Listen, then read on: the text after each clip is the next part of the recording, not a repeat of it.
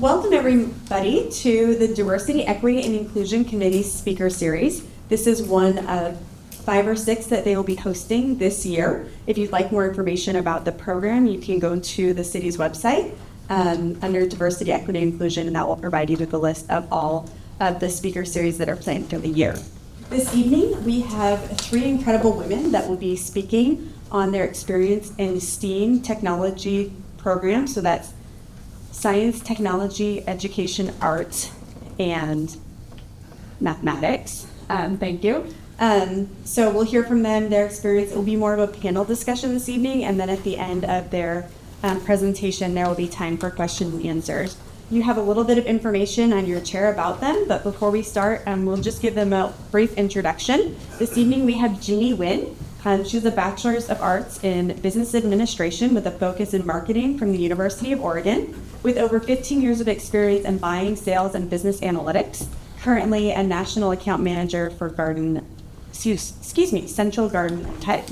Pleschette Fontenet has a Bachelor's of Science in Biological and Physical Sciences from the University of Houston, and she has worked in her field in the technology and sales field for over 25 years, and currently is the Regional Sales Director at Lenovo. And Cara Turano has a Bachelor's of Science in Education and Sports Studies from the University of Georgia, a Master's of Exercise and Sports Science from the University of North Carolina, and 20 years of technology industry experience, including sales and technology association leadership, and currently is the executive director for the Oregon Entrepreneur Network. So please welcome these 3 wonderful ladies. And thank you. We are so excited to have this conversation today. So you may have known STEAM as STEM in its prior lifetime, so science, engineering, technology, and mathematics. But what we recognize is that when we add the arts to it, it really gives us the opportunity to have an all-encompassing conversation. So when we talk about STEAM careers, we are talking about critical thinking, we are talking about problem solving, we are talking about advancing technologies that can better help serve our communities. And when we talk about these topics, who is a very important piece in that community? It is women. And surprisingly, women only represent 28% of people in STEAM careers. And when we talk about STEAM, we have some of the most famous women in STEAM that have made such an impact in our lives. We have Marie Curie, who is a double Nobel Peace Prize winner. But did you know that every time she tried to go to school and continue her education, she was turned down because she was a woman? She finally was able to enter La Sorbonne in France, and from there, she and her husband were able to create technologies that would pave the way for X-ray technology that we know and use today. We have other women that have made significant strides as well. Hedy Lamarr, she was known as an actress, but she was also known for being a pioneer of creating what is now known as Wi-Fi and GPS. So there are many women that have paved the path forward. But when we hear this 20%, we have not made enough strides yet. So I think it's really important to have this conversation. And luckily for me, I have 2 STEAM stars sitting next to me. We've got Pleschette and Cara, who are locals to us.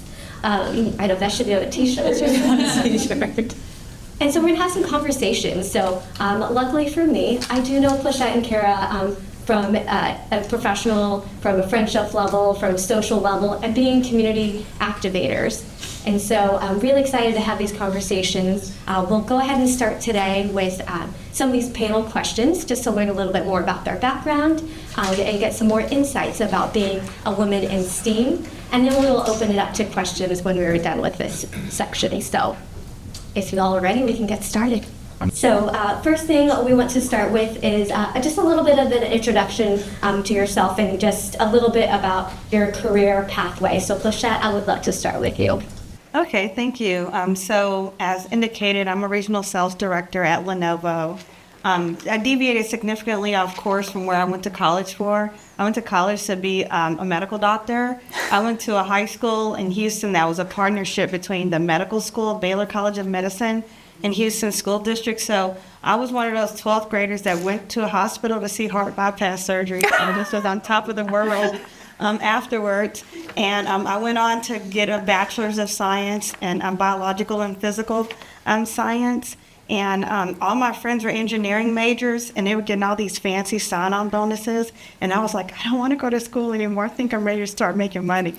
So my mom was so furious with me. I sent my resume to different technology companies, and I was picked up by Dell Computers. So I worked at Dell in a sales room. It was like a boiler room. You get cold calls, get the inbound sales queue. And that's what I did. I worked with corporations that had a $50,000 a year budget. And I would, nurture those relationships. And then eventually I would graduate to work with organizations that had more. But then I found out about public sector. And I was like, I think I want to go serve in public. All my friends that said corporate subs, go to public. I went over to public sector sales, and I'm like, I really like it here. These people serve their community, not yelling at me every day. And I've been in public sector ever since. And now I'm with the new company. I'm with Lenovo. I'm a competitor to Dell. At Dell for 20 years now. And they actually relocated me here to Oregon, where I serve the public sector. I served the city of Wilsonville at one time, lecturer. But this school, K-12s, colleges, cities and counties all over Oregon. So I've been enamored with the state since 2015. And my family thought I lost my mind. Like, when are you coming back to Texas? And I'm like, I'm not.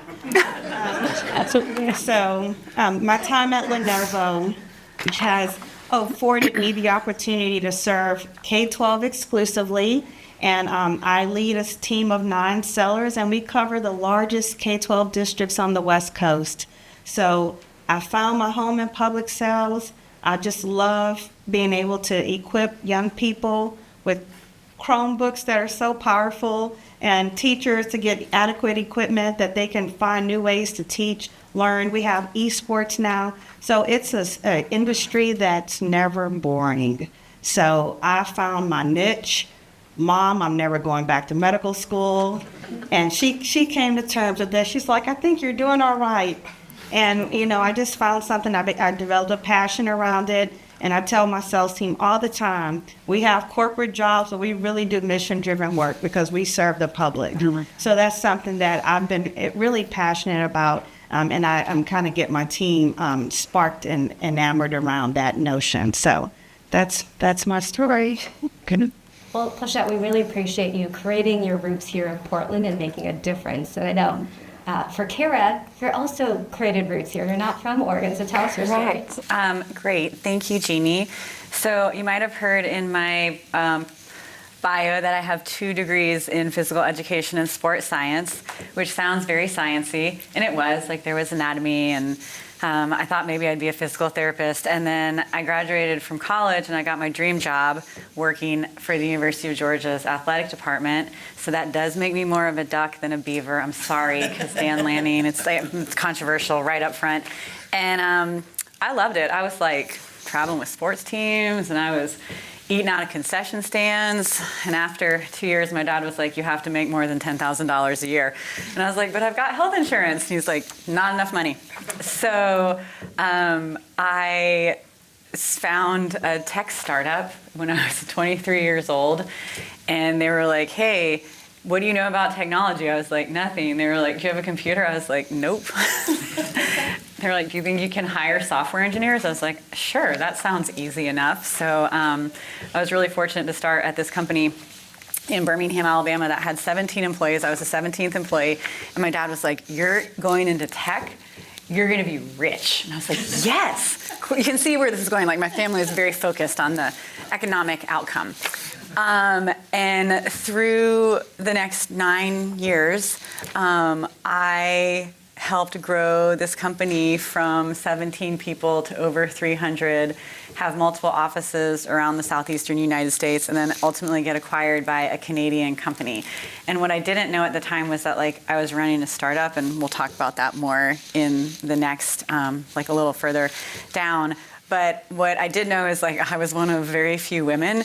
And I worked with these men that really challenged me. And I used to hear, "You are the smartest person in the room, act like it." And I'm like, "Yeah, you're right, I am."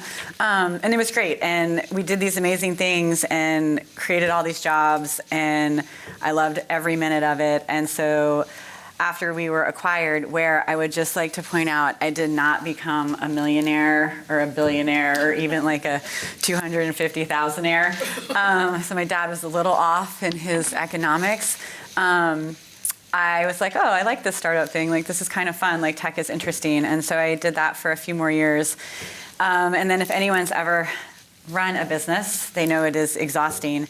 And being in startup world was tiring. And so I switched into what I call tech nonprofit work and supported big tech companies think Intel and Nike's technology group when they were thinking about hiring and upcoming technologies. And I did that here. That's what brought me out to Portland. I worked for the Technology Association of Oregon, and I did that for 3 years. And then pandemic and needed a break. And I was going to just learn how to ski and read a lot. And I got approached by the folks that ran the Oregon Entrepreneurs Network at the time. And they were like, look, would you ever go to another startup? I was like, absolutely not. I am past that point in my life. They were like, do you want to help hundreds of them across 96,000 square miles of the state of Oregon? And I was like, sign me up. So now I run a statewide organization that helps founders across all business sectors. So we do focus in the STEAM area, but we also support food and beverage and restaurant and services. And as of last week, we were doing that in 22 counties. So I took that experience and have turned it into something totally different. It's fascinating. So it's really great hearing your background, your education, where your interests were, because it doesn't necessarily always have to align with what your chosen field is now.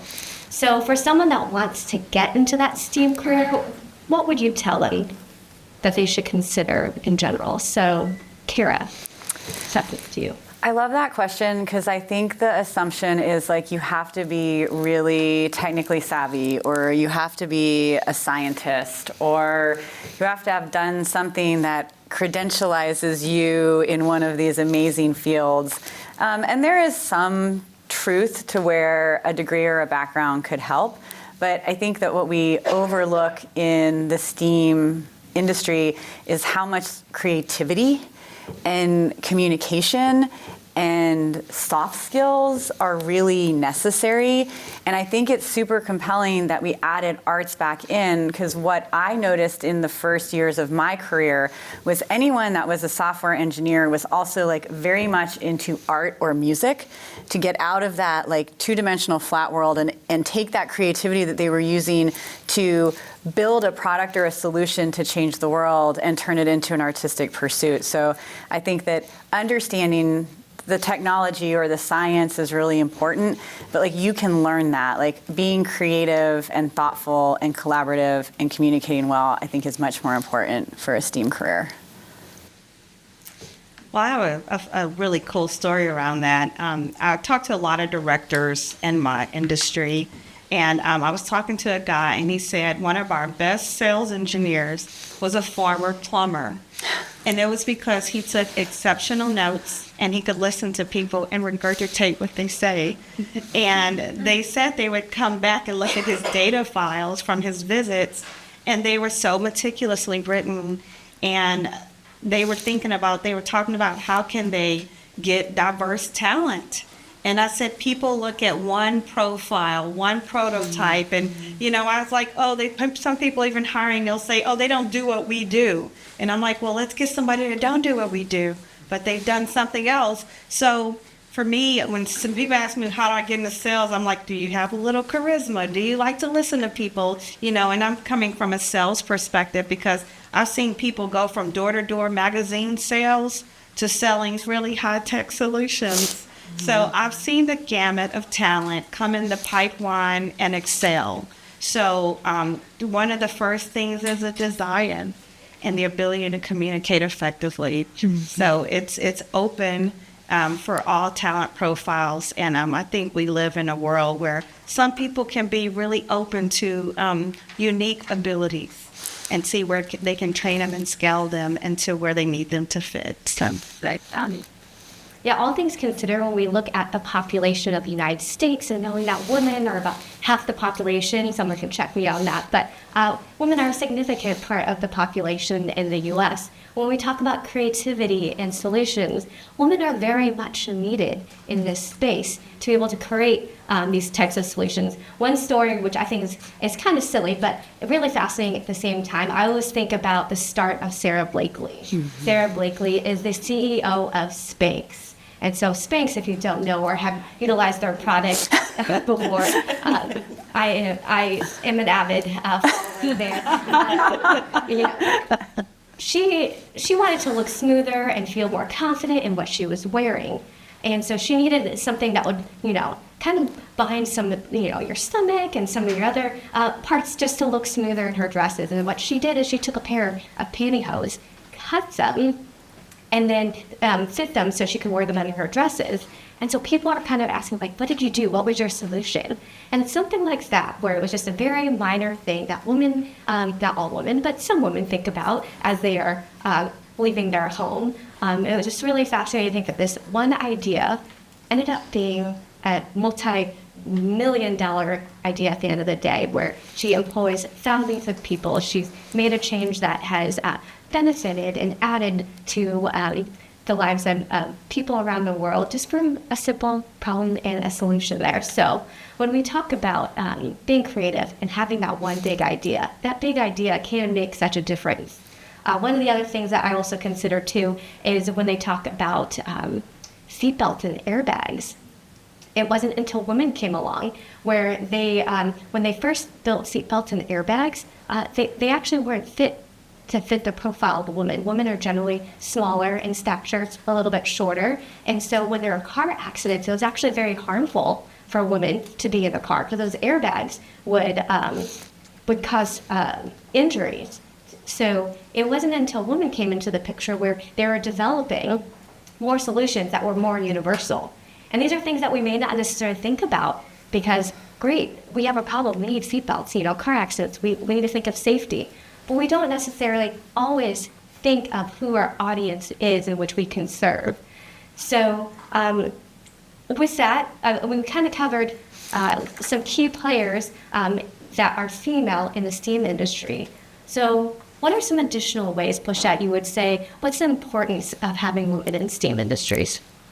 Well, I think the emotional, intelligent component that we can bring in environments makes a difference in just how we relate to one another. I mean, I work in a product-driven industry, and I was principal for the day once, and I went into school, and I saw the way certain kids were just handling devices, and I'm thinking, okay, I see where they have a high tech turnover sometimes with one of these devices, but being able to just witness how, going to environments or even hearing mother's perspectives of like devices that go home and how they work, and just being able to tailor products to the full audiences, with different voices are at the table, products are developed differently. So a lot of times people don't consider, there was a problem with different shades of melanin as it relates to like facial recognition software and how it was like misreading. So, just thinking about different differences and considering those during the product development phase.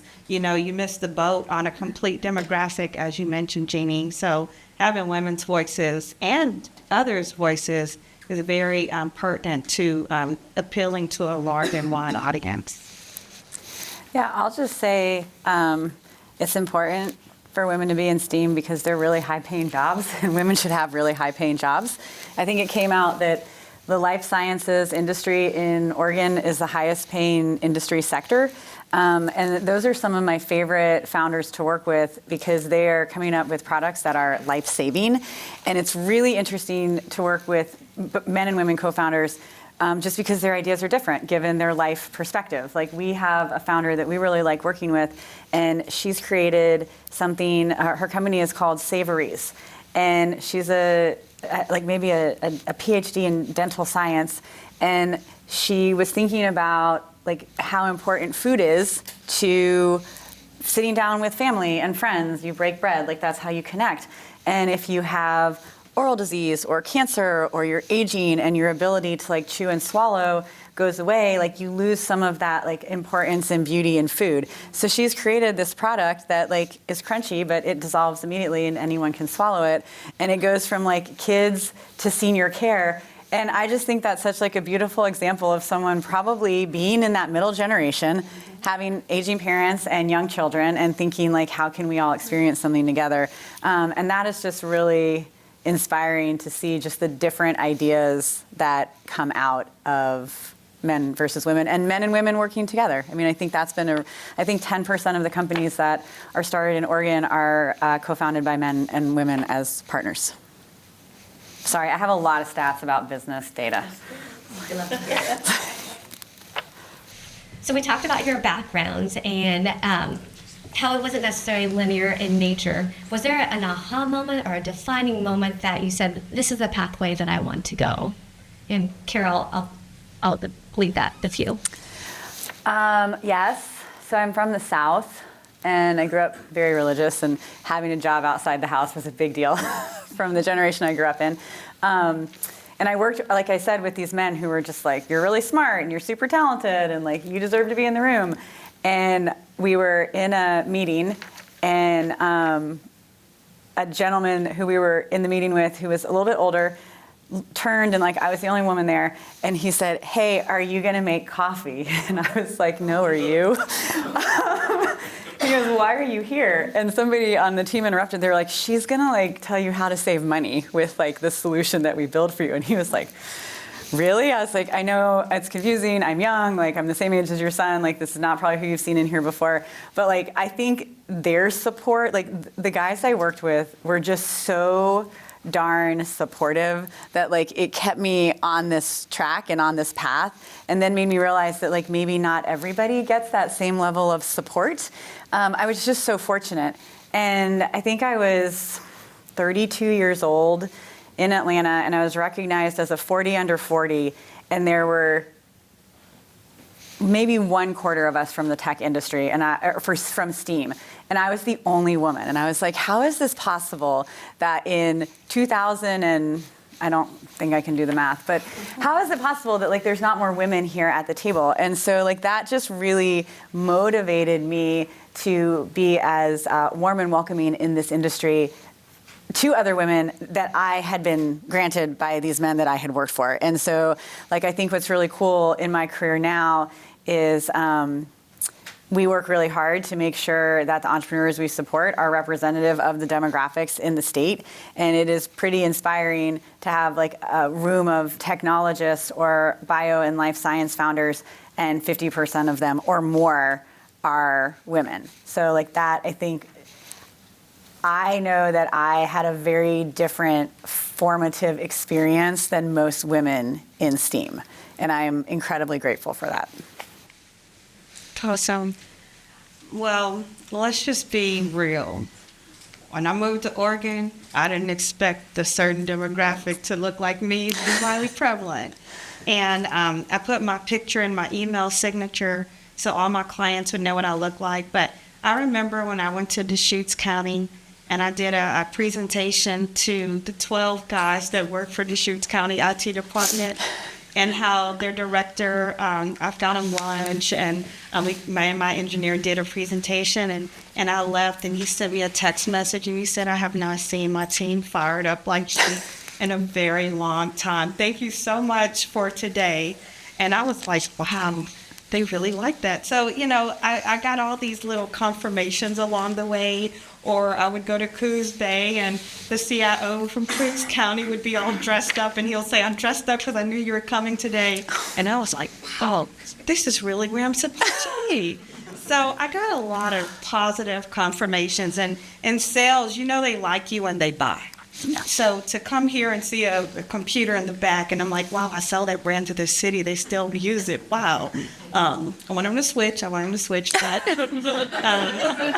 for me, the endorsement was sales.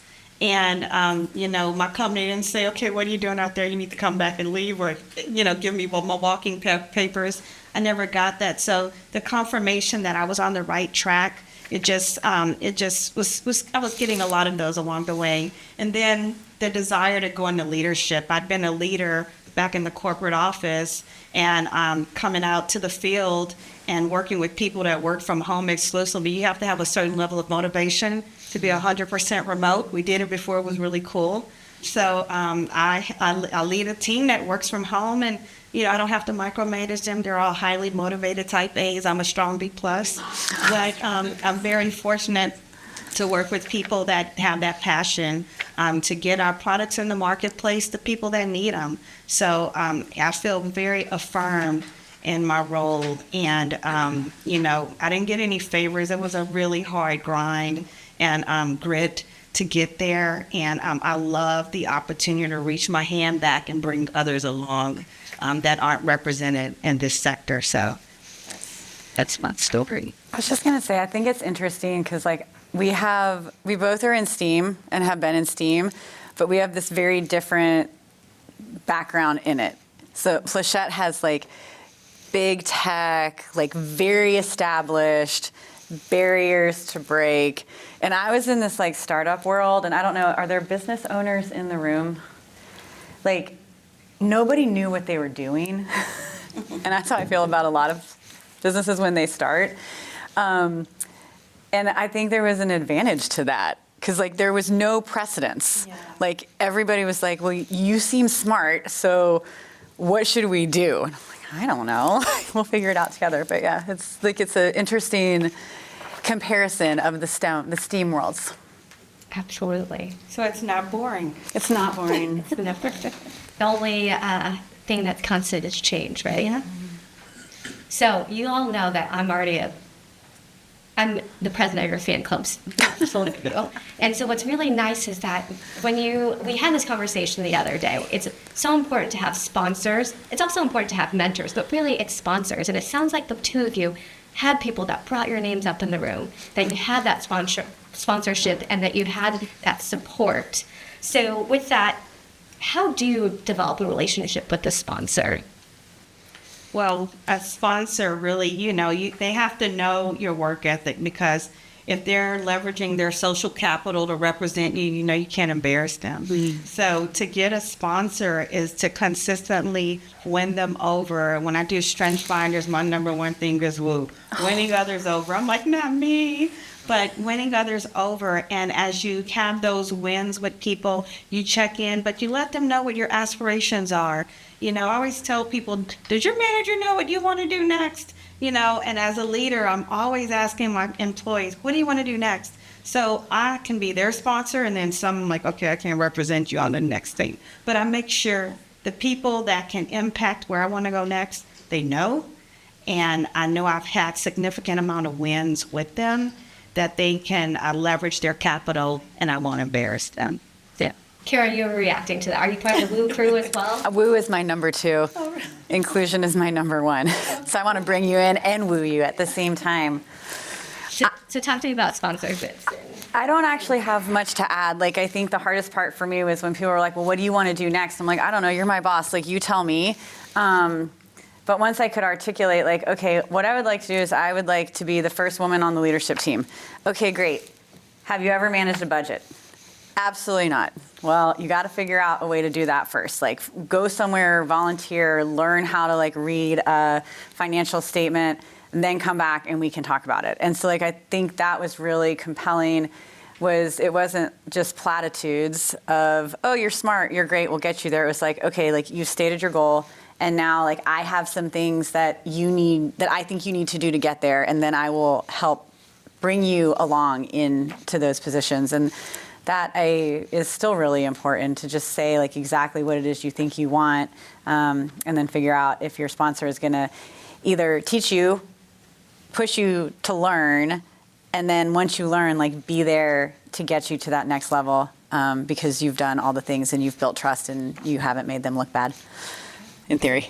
I love that second half as we talk about mentorship, and women tend to be over-mentored, right? So people love to give advice, they love to talk, hear their own voice, impart their wisdom on others, but that doesn't get you paid necessarily, right? So it's really important to have that sponsorship aspect on that second half as well. Because when you're not in the room and your name is being brought up, that is the highest form of compliment that one can get. And so when it comes to sponsorships, what we talked about is that you're not necessarily always going to get it from your professional field. So when you build that network, what are alternative ways in which you can build that network to get sponsors? Well, in addition to the work that I do professionally, I'm very active in the nonprofit sector. I've been able to serve on several nonprofit boards, and I currently do so. So that just kind of helped expand my brand exponentially to get people that don't work with me professionally per se, but they see how I can deliver in a volunteer capacity. Do you adhere to deliverables when you're not getting paid and you can't get fired? So I'm able to do that in the community service work that I do to build a fan base outside of my company so my name can be brought up for a podcast or something like this, or, so this is where the work outside the work can kind of help get your brand out there beyond professional circles that you typically operate in. I'm just going to have to +1 that. When I wanted to be in charge and I was told I needed to understand a budget, what I was actually told was, you're going to have to manage the P&L. And I was like, P&L, what does that stand for? Exactly. I was like, oh God, I'm never going to get this job. So I had to learn about the profit and loss. And so I volunteered with an organization that was like, great, you don't know what the P&L is today, but we're going to let you run this business unit for a year as a shadow chair, and then you'll run it as the chair. And when it was all said and done, I had a very solid understanding of the P&L, and that the N was A-N-D and not an actual other letter. And that has served me so well in my career, is taking those chances and asking for things that you don't understand from people who that's their area of expertise. So I can give another example. So in my current work world, one thing we do is we help connect business owners to different types of capital. And one of those is early stage venture investment. And I knew zero about it, except what probably you think you know from watching it on television or hearing that somebody sold their company for $100 million and 4 people are rich. And I had to become an actual fund manager and set up special purpose vehicles and invest and understand term sheets. And I did not know any of this when I started this job, and it is actually not in my job description.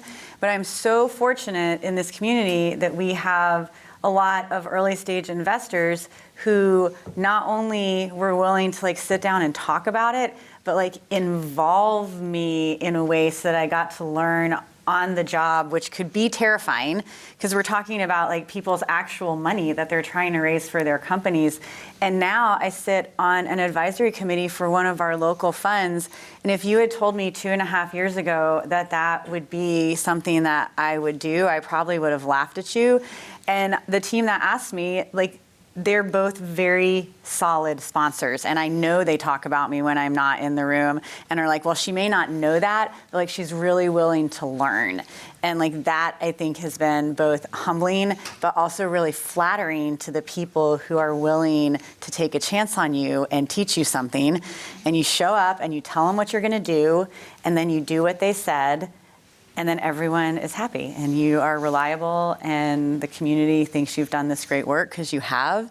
And it just comes back in all kinds of wonderful karmic ways. So I have to take a quick moment to brag a little bit about these two. So last week we spent some time together because these two were recognized by the Portland Business Journal as Women of Influence, the class of 2025. So we've been spending a lot of time together in rooms, which has been great. So fun. I love these conversations. And so I wanted to talk about my first time that I actually met Cara. So we met via email. So we talked about service and activating into the community. We are all three members of the Jeanie League of Portland. And it's an organization that helps lift women to become nonprofit and civic leaders in the community. And so I was running a conference. And the topic of the conference was communication, finding your voice, and hearing from diverse voices. And so when I was contacting our national group about that, they said, oh, by the way, we have someone, Cara, who is moving to Portland. She would be the perfect person to come and lead this inclusion conference. Cara, I think you only lived in Portland for a minute by the time. I mean, it was like I'd lived here for like 40 days. So with that, it was great because just knowing that, great, we have an ally in the room automatically, and she's here and she's willing to say yes and do the things. So then when we talk about creating a culture of inclusion, which you two are the finest at, how do you create that culture, whether it's in a professional space or in a volunteer capacity? And Pleschette, I'm going to start with you on that. Well, you know, when I enter organizational spaces or I go into a space, I'll look at the person that's not talking to anybody. And I've always kind of been that kind of person. And, you know, my mom used to humiliate me and my sisters, and she's a minister, and we would have to go in our neighborhood and knock on doors and invite people to church or pray with them. So as a college student, it was humiliating. But as a sales professional, I'm like, wow, Mom, you never know what you did for me. So that always encouraged me in my upbringing to seek out the person that looks alone. Mm-hmm. And then I would go engage them and just find ways to, you know, after a while you develop a skill to kind of profile where you think their interests may lie if they don't divulge that directly. And then I'll find out how to engage them in something that I'm doing. As I mentioned, I have my hands in a lot of different buckets, so I can engage anybody. If you want to go hiking, we can go to the gorge. I'm with Friends of the Columbia Gorge. I'm with Friends of the Children. So I have a lot of nonprofit that can, I'm involved in a lot of community organizations that can really engage diverse audiences. So I try to see where I can make someone feel included and make them feel like they belong. So that's just part of my personal ethos, just to kind of extend that out to people. Yeah, I think a lot too about like who's not at the table. And in my job, I get to think about that a ton because the numbers are the numbers. Like most venture capital goes to men, most venture capital goes to white men, most venture capital goes to white men that have gone to like 10 schools. Unfortunately, Oregon and OSU are not them yet. And so when we do our investment programs, one thing that we are super conscientious of is not just the founders who are seeking money, but the people who are investing. Because when you have a room full of people that have different perspectives and look different and have different backgrounds, like I think you tend to see more interesting ideas receive investment because it's not just the prototype. And then we do a lot of work in the community, and so we have to spend a lot of time thinking like, okay, after work doesn't always work if you have young children or you have baseball for 6 months in the rain in Oregon. So like you're laughing because it's true. It could be 9 months in the rain if your kid's really good. So we think about like when and where can we do things that will incorporate more individuals. And what we have seen is like every other month we do a 8 a.m. meeting versus like a 5 p.m. meeting. So we do a morning meetings have parents with young kids, they've dropped them off at school, they haven't started their workday yet. Investors, if you are retired, have a ton of time during the day. If you are young and want to invest, you have no time during the day because you're working. So those things have to happen after hours. We are really inclusive of all age demographics at our events. Like the average age actually of someone to start a business, I think, is 48. And so if you think that it's like all these young people coming out of college, sure, there's some truth to that, but like that's not like what the data proves out. And so some of my favorite even evening events are where we get people with their young kids, which we're like, sure, you can have them here, with college students, with working professionals, with retired folks. And like, I think that's the most beautiful way you can invite people into your space, is make it easier for them to engage there. And so, we talked about my background with Cara and how I met her. So I'm going to go ahead and do the same with Pleschette as well. So Pleschette, I think you were less than 40 days new when I met you as well. And so she had applied to join the junior league. And so she was part of my small group. And so as a small group leader, my job is to help her navigate how to be a part of the junior league, learning about how the inner workings and how to take on leadership positions. But what I quickly found out is that when I met Pleschette, I was going to learn a lot from you. So I was actually in a different career field before I got into sales. So I lived in the glamorous world of selling chemicals, fertilizers, all those kinds of things. Very important because I am a gardener. I've learned a lot, and just being new to sales and being on the road, I didn't know what I was getting into. It was a little bit different for me. And so Pleschette and I always had the ability to be able to have some frank conversations about what it's like to be in sales and what it's like to be in a field that is primarily men. And so that next question I want to transition to is, what would you say it was the most significant professional setback or challenge that you experienced? Well, in sales, I took a role working from home. I was in a marriage that just wasn't going so well, and I was like, let me really put this thing in a pressure cooker and let it do what it's gonna do. So I relocated, worked from home, and at the time I realized my partner didn't want what I wanted. So I worked like for 2 consecutive weeks during the Christmas holiday, and my boss was like, you're off this week, right? And I was like, oh, I'm so distracted, I had no idea. But during that time, it really forced me to assess what I wanted to do. So that was a real pivot, and I'm like, okay, I do know I love technology. I'm still loving sales, and I need to figure some things out. So I was on a real upward trajectory, going through the management ranks and really moving up, and then I just stopped my career to become a salesperson to work from home. So me making that decision to go to another city where my partner was, that was a significant setback.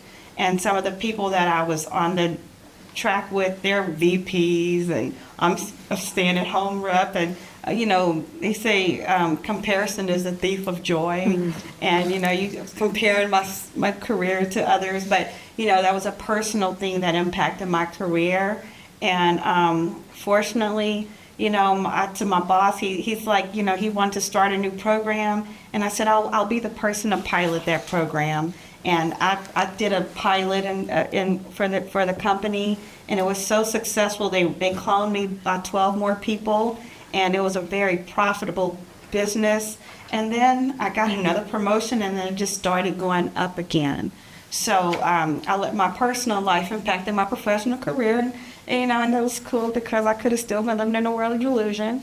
But that was a major setback for me. But fortunately, I exceeded my expectations and where I wanted to go. And I never thought I really wanted to be a stay-at-home mom early on. But in Texas, they teach you that. In Georgia, too. Yeah. It was a really big thing. My friends would go off, have children, and never come back to work. And I'm like, I want that too. But that didn't happen for me. And now that I'm a director, I get so many opportunities to mentor people, and people kind of want to listen to you more when you have that title. So it's given me a wonderful platform to inspire others. And that's something that, that was a setback. But you know what? A setback is a setup for a comeback. No, and I'm beyond where I should be. Yeah. I don't like going after Pleschette. Okay, interestingly enough, I think my biggest professional setback or challenge was also me. During the pandemic, when everything was online, there was like a lot of studies that our productivity went up, and it's because like we never left our desks, and that I see a lot of nodding. Okay, thank God I'm not alone in this. And that got me to a point where I was just feeling really, really, really burned out. And I had folks that were like, you're just depressed, or if you slept more on the weekends, you'd feel better. And I was like, yeah, like I know depression, and like this is not it. Like what I'm doing right now doesn't feel good. And I am married to the most wonderful man who is in the room. And I was like, help me figure this out. And he was like, I can't, like you have to figure this out. Like this is a you thing. Like I will support you, but like I can't tell you what to do. I can't tell you a job that's gonna make this feel better. And so I did the thing that, again, like horrified my father.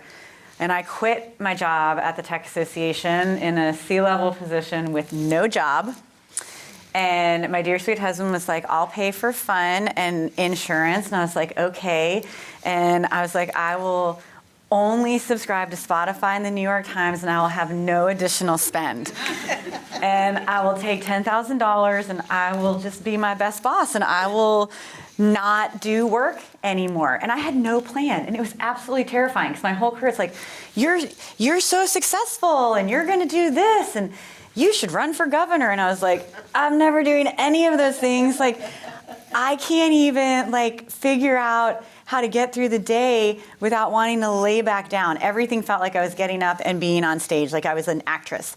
And so I took what was supposed to be my year that I mentioned before, and there's a phrase that I heard during that time that the things in your life are like water, and when you displace some, like your job, other things will rush in to fill it. And in like that first 90 days of trying to take time for me, I had a cousin that passed away, my dad had a massive heart attack, and like I got through 90 days and I was like, oh my gosh, I get to add like 90 more days onto my year off. And right at that moment, two people at my current organization both approached me differently, and they were like, we have a job for you. And I'm like, I cry every day. There is no way I can be effective in this community in any way, shape, or form.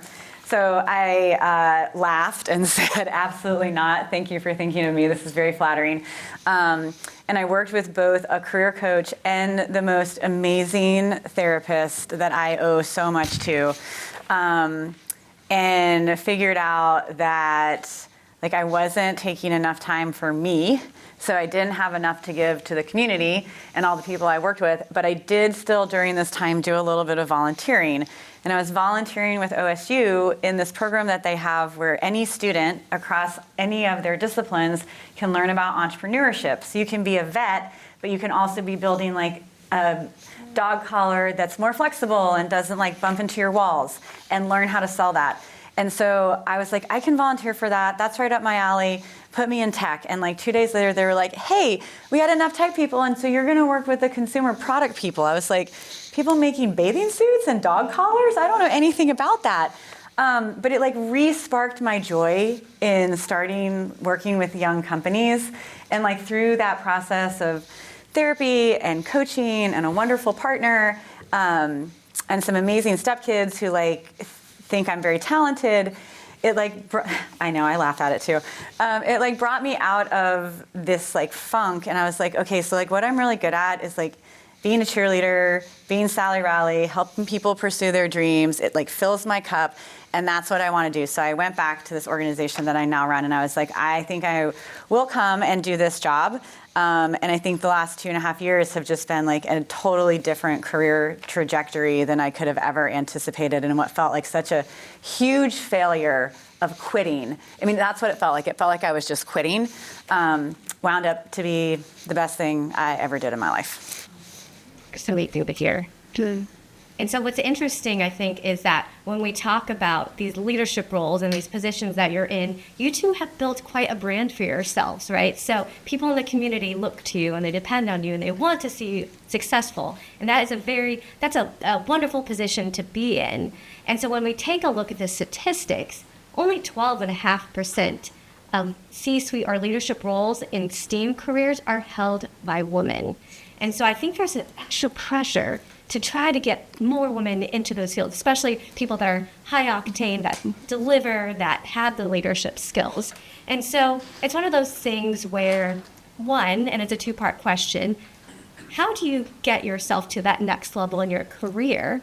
But at the same time, how do you create that boundary to know, that's enough, that's okay. I don't have to be the CEO of Pepsi or AMD or, all these other things. Because it seems like work-life balance is also an important part of your brand as well. So, Cara, do you want to go? Because I know you said you don't like to go after. I mean, now I'm like, I want Pleschette to go first. It's a good thing we all know each other.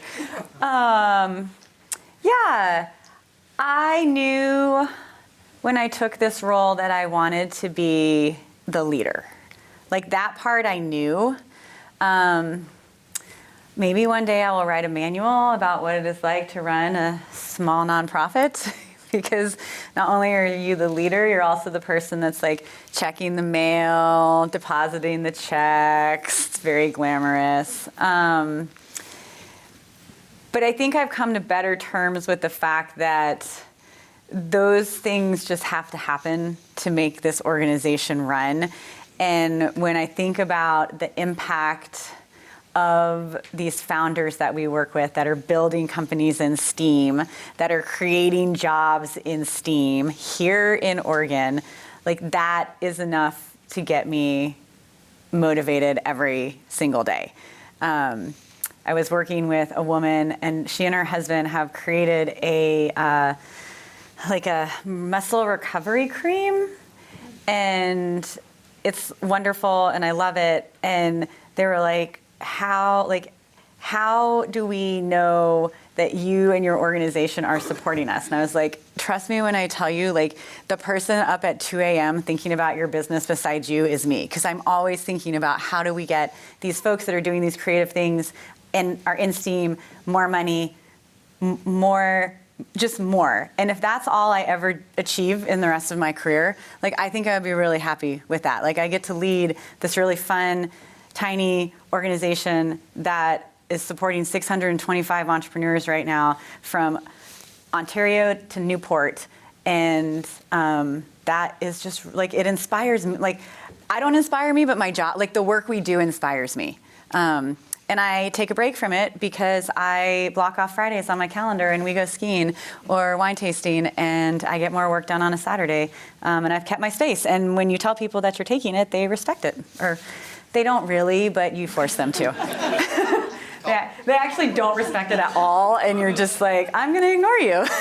I'm going to have to find out a way to get onto your Friday calendar. Oh, my Friday calendar is super fun. Like to ski. Yeah. Pleschette, what about you? How do you position yourself to get to that next level? But when do you also know when it's enough? Well, I'm at capacity right now. So I'm the chair for Conservation Nonprofit. I serve on 3 boards as a regular board member.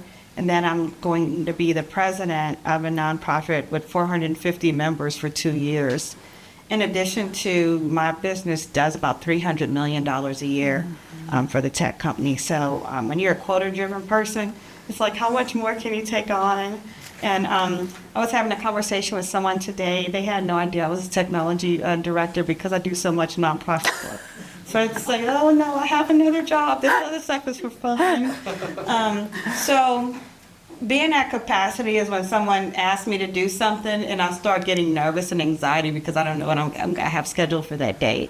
And I don't want to overcommit myself. So I'm at capacity. So I'm very content with where I am in terms of professionally. So my professional, I feel like I'm at the ceiling of where I want to be. And I'm in just a mode of mentoring and leading my team to success. And then for my other obligations, just really doing those exceptionally well. But the boundaries that I make, if I get exhausted, I take a nap whenever I want to. I will cancel a meeting to say I need some personal time. So just really being adamant about what my personal needs are and I'm adhering to those so I won't, just not be good for anybody. So that's where I am. Excellent. I've had so much fun engaging with the two of you. I feel like every time I spend time with you all, I learn a little bit more, which is really exciting. So I do want to open it up to the room to see if there are any questions that we can ask our experts here, our superstars. Our same superstars. Yeah. Pleschette, I'm hung up on your homework. Oh, yeah. Many, many decades ago, when I entered the men's world of technology, I found that most people who came in raw, they wanted to train for themselves, for their particular company. Do you still find that going on? The good thing now with different training modalities, they're self-paced and online, so people can do that. And sometimes they want to do that because they want to show others their weaknesses. So those type of people, they tend to be self-starters, so they can excel without extreme supervision. So I do find a lot of people do self-learning and adhere to different learning modules to, just advance their skill set. And then they become leaders and masters of a trade. So that's what ideally you want, someone that wants to be a master of their craft and go out and do that self-study. So that's very prominent with a good successful rep. And the follow-ups for Cara, insofar as inventing fenders for a wheelchair, I can talk to you. I know people that can help with that. Been after it for years. For years, okay. Yeah, what's exciting is a lot of things are figure-outable, right? Yeah. There's no Vendors. technical term of saying that, but most things, not a brain surgeon. I do want you to be knowledgeable on that and more beyond figure-outable, but it's like one of those things where that's what's so interesting about STEAM and STEM careers, that there's a problem, we can come up with a variety of solutions, which is exciting. I know, I'm like, let's get you in a 3D printer lab and get some young people figuring that out. They don't even need a manual. No, Has to be a way. there has to be a way. Other questions? I think we have a mic for the audience. Is that right, Sim? So you just stepped down. Oh, wait. So if you have a question, don't mind speaking to the mic, just so we can have everyone hear properly. I'm not a woman. My wife is. She works in business. She has her MBA, and she's been. We recently moved here about 2 years ago, and she's been working at her current job for about a year. But I can tell it's been like physically, mentally, emotionally just taxing on her. Since you were kind of in that position where you wake up every day and just, don't want to go, you cry every day, what's some things that you appreciated that your husband did to kind of help you make that decision to take time off for yourself? Like, what's something that, someone like maybe I could do to help kind of push her in like the same direction to focus more on you and your community instead of just like focusing on like how is she going to appease her boss, tomorrow? Well, I think you just said it. You're also going to make me cry. Like, that was a very sweet question. That was really sweet. It was a weird, hard situation because like in my normal life, I felt normal. It was just in my work life that I felt like totally defeated. So like, it wasn't like I was struggling to fix dinner or like our weekends weren't fun. It was just like every day was just this drag. But it was like dragging down the whole family. So I'm going to get into my little therapy sessions here. So we started, I grew up in a family where we weren't allowed to talk about our feelings. So I printed out a feelings wheel that we kept at the dinner table during the pandemic. And like, we had to actually talk about how we felt during the day. And he leaned into all this crazy with teenage children. And we started a gratitude practice that we still do. And so every day you have to say what you're grateful for. And you can't be grateful for like your house, your like food, like you have to be something for grateful that happened that day. And I think by starting the gratitude practice, it like pretty much exemplified that there was like nothing in my work or career that was bringing me any kind of, I wasn't grateful for any of it. Because you can't just be grateful for your paycheck like that. You just get that. And so we started the gratitude practice, but then really like I think it was more tough love. I mean, he really did. He's waving. I mean, I can tell you what I did. I mean, we were standing in the kitchen at the stove, and I was lamenting, and I was like, I don't know what to do. And he literally turned to me and was like, you have, like, I will support you in any way possible, but you talking about it ad nauseum and being unhappy is like driving us all crazy, and like, I can't fix it. What else did you do? Well, you go from support, but if someone is really stuck and really unhappy, you got to switch to a different way. Otherwise, you're enabling them to just never get out of that bad situation. Yeah, honestly. Yeah. So it went on for a long time. And I realized just by listening that you really were not. You said you would never quit, and that's. I'm never going to quit. She's a marathon runner, by the way. She's run 29 marathons. And so she just let herself into the ground, and I was like, as a partner, I got to just pull you out of that. Yeah. And so he did. He said that. He was like, I can't fix this, and I cannot live with it. So you have to fix this. And I had been seeing a therapist, but I thought I was fine, and so I fired him, and then I called him crying and was like, I made a mistake, had to eat crow, and was like, I just need to talk to you once a week, and that's what we did. And it was great, and he was super supportive during that. There's a Brene Brown book too, Something of the Heart. We're at a library, I bet you can find it. But it also talks about feelings and why you feel certain ways, and just being able to articulate that was really helpful. And so, yeah, it was more the tough love approach. I think it's called Anatomy of Anatomy of the Heart. the It's so good. Anatomy of the Heart. It's a very good book. I also read 2 other books. One was called Burnout. It's by women, for women, because women experience burnout differently. I think it's the Nagassi sisters. And then there's a book that I listened to twice and read twice called The Boundary Boss. And just women in general we just have different boundary expectations. It's how we're raised.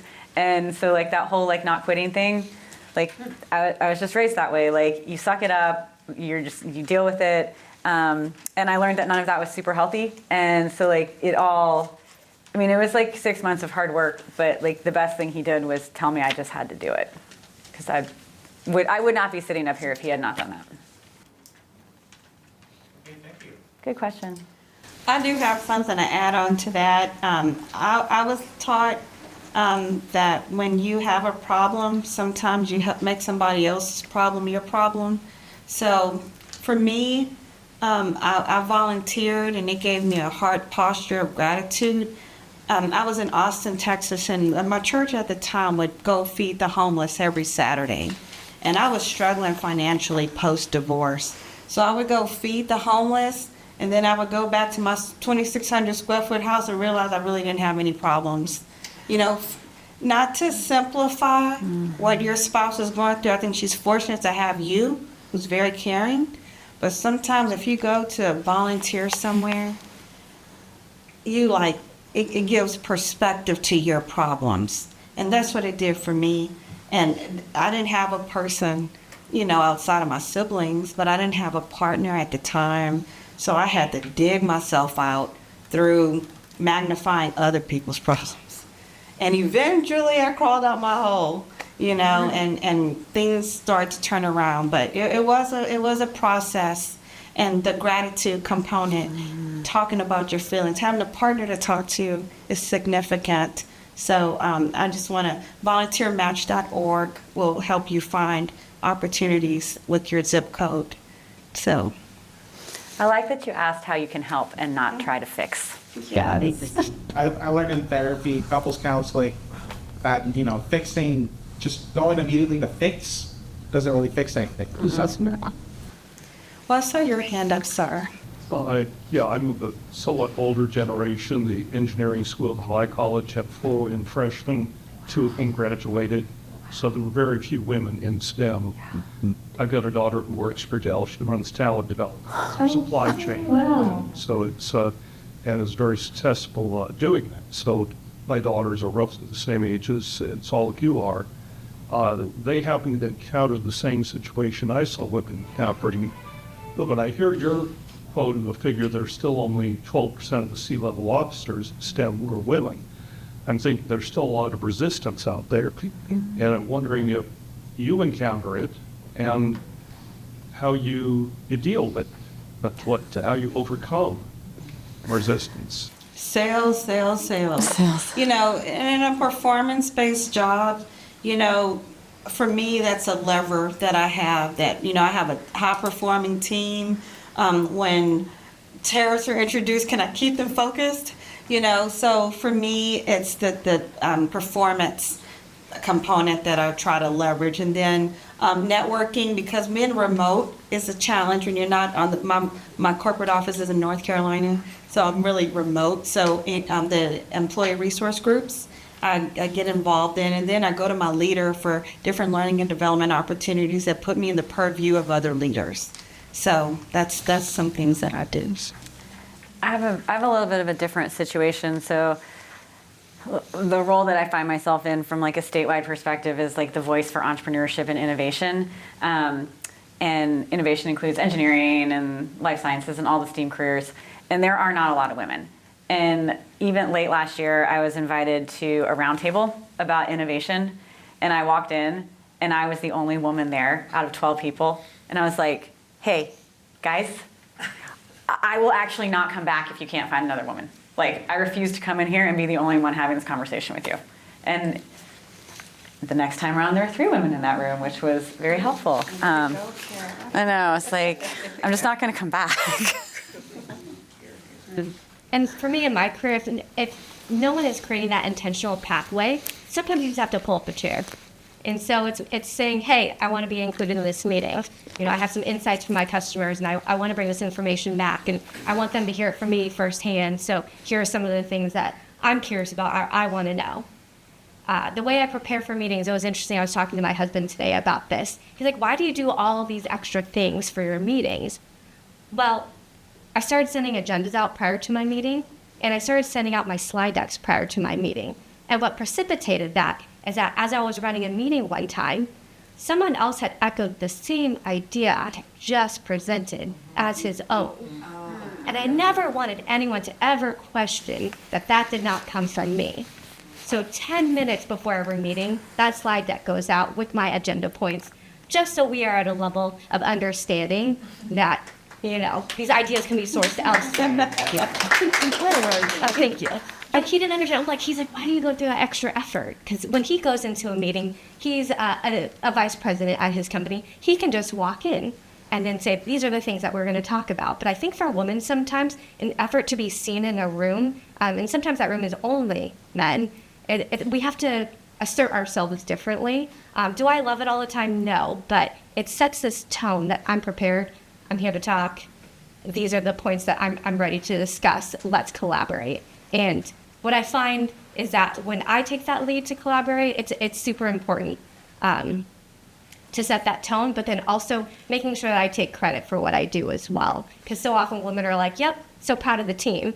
And one time one of the VPs said, no, stop talking about the team. Let's talk about what you did. This is what you did. You should take credit for it. Because so often women just want to create that sense of relationship and friendship and don't want to rock the boat, but it's okay for us to say yes and say, yes, that was my idea. Let's talk about how we can amplify this effort. So I do think there's one other thing, and I don't know if you have grandchildren, but I do still think it is really hard for women in not just STEAM, but the workplace in general, to have kids and be out of the workforce for a little while. Because regardless, you're going to be out. And then you've got many years of pink eye and fever viruses and the barf bug and all the things that mean you can't be at the after work networking, or you aren't out playing golf. I actually hate that we still do golf. I'm like, can we not do something else? I don't know,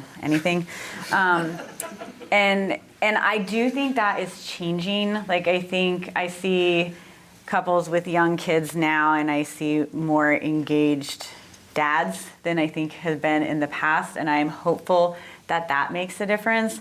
But in our situation, my kids are my stepkids, and during the pandemic when life was hard and it was I don't know if anyone's like going to actually pass this grade of school. Like, I have to be available for dinner. And I would hear things like, they're not your kids. I'm like, no, they are my kids. And like, I'm just not going to go to this thing. And so like, I think that is challenging for women still to advance. Because I think sometimes you come back and you're like, oh my God, I've missed like a year or 2 years or 5 years. And how am I supposed to jump back in? And these guys have had all this time where they're building relationships and like climbing the corporate ladder. So I'm very hopeful there because you see policy change and workplaces change, and now dads get just as much parental leave as moms in a lot of cases. And so that's, I think, a game changer. Yes. Looks like we had a question of her. Okay. My question is just if we think about legacy, right, at this stage, and how, I guess, for each of you, just given your different backgrounds, how are you creating those lanes, right, for young girls who do want to fill up in STEM and STEAM? Good. I signed up to be a Girl Scout. I love it. I found out that even at my age, I can still be a lifelong Girl Scout member. I love that. And doing that, my sister's like, well, what are you doing now? And I was like, well, I have a career in STEAM, and I think that's a great pathway to inspire young girls. I used to volunteer at a group called Girl Start in Austin, Texas. They said by the time girls got to middle school, being interested in science wasn't cool anymore because they wanted to look like the pop star of the moment, pop star du jour. So, really showing what a scientist looks like, and really saying, you can make an impact on this industry and serving as an inspiration. And then, like I said, the mentoring that I do at my company to so many up-and-coming young ladies, primarily young women, reach out to me at my work. And I just always make sure I make time and make space to always inspire the next generation. I like to invest in women's companies. I think that's hugely important. And in particular in STEM and STEAM, that is something that I really value, and it's something that we are fortunate enough that we can do as a family. And I also spend a lot of time at the college level coaching up-and-coming entrepreneurs, and just reminding them that if they're pursuing these big, high-growth, fast tech companies, like they may be pitching to a room full of men who don't understand why we need a reversible and fully compostable bathing suit one day. And it sounds a little weird, right? Like, how long is it going to last while you wear it? But really being like the voice at the table to show them that they can be there, and having an amazing, brilliant, wonderful stepdaughter that I keep encouraging to run for president. Of anything. What's nice is like, especially when they're really young, like in my mind, there's no such thing as boy toys or girl toys, right? Legos are for girls too. Dolls can be for boys. It doesn't really, there is no assigned gender when it comes to toys. And so I want to make sure my nieces are able to lean into the creative aspect of things, to build things, to get into more science-oriented projects and toys where they don't even realize it is STEAM because they're just having so much fun. And to be able to engage and find ways to relate and put it back to real life situations, just to help foster that ability to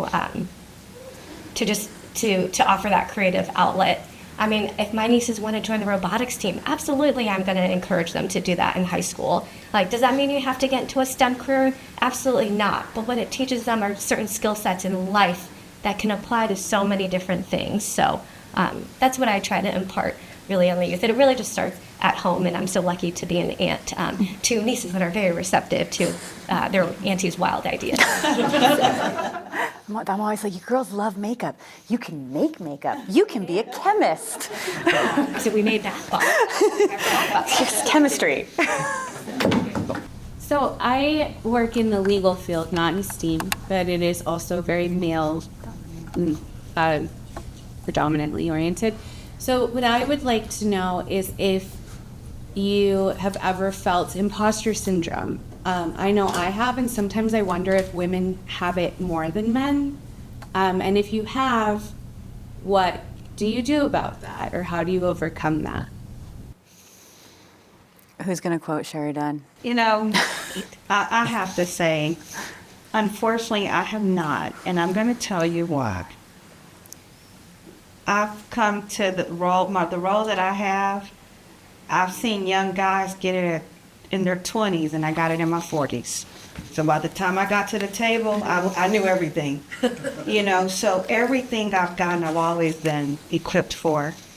You're equipped for it. When guys see a role, they might qualify for one thing or nothing. When you see a role, you have to check all the boxes. Well, guess what? You're as qualified to scale to those items. And if you were bad at your job, they would fire you. So you belong there. And always know that when you walk in the door, when you badge in, you belong in that room. You know your job description. They apprised you of that. Once they accepted you in, and you go do your job.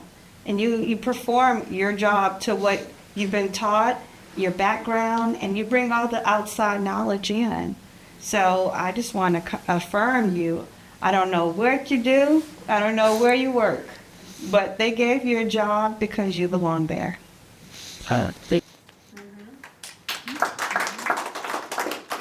I can add on, or I can just let it sit there.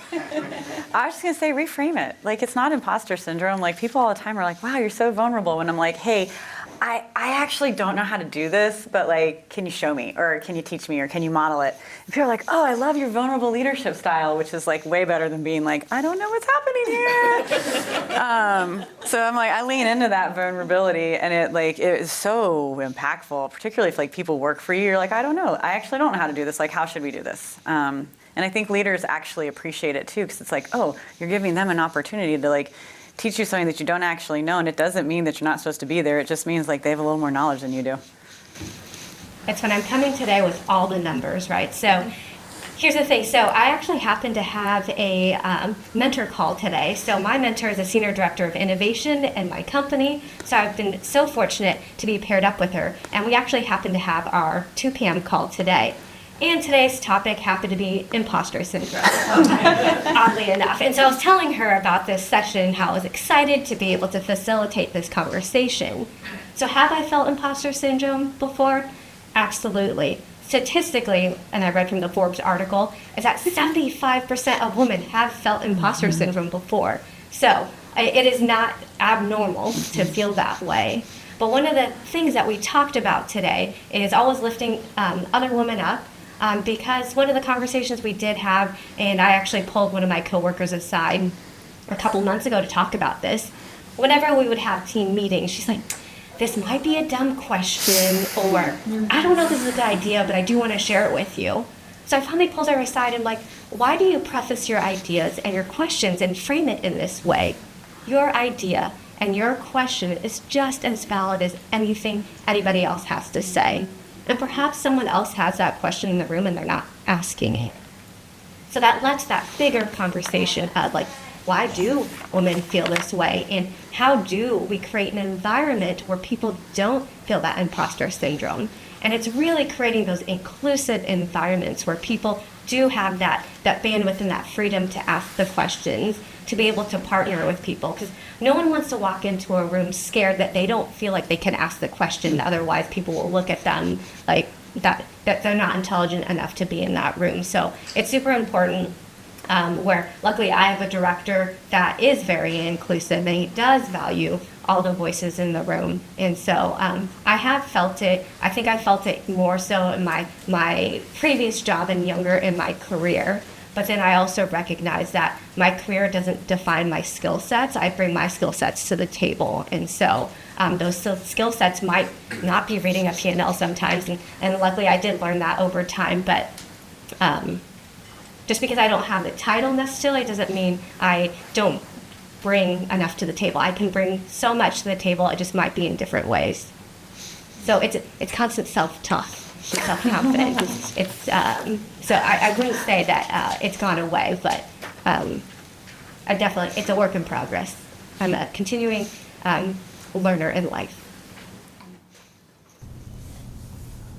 Do you feel that maybe by prefacing the question she's going to ask, she's paving the way in case she goofs. Totally. Potentially, I And I feel that women have so much more empathy, sorry guys, and are able to read more of the person that you preface it. I may not be the best at this, but instead of leaving off that one prior phrase. Sure.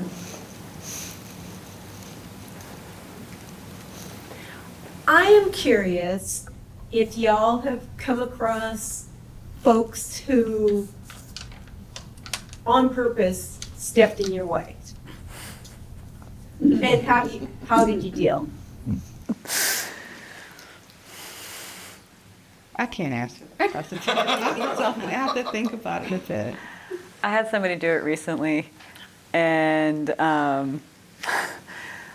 then I got a call from one of my sponsors about something unrelated and asked me if I knew this person, and I was like, yeah, they're a total jerk, and this is what they said to me.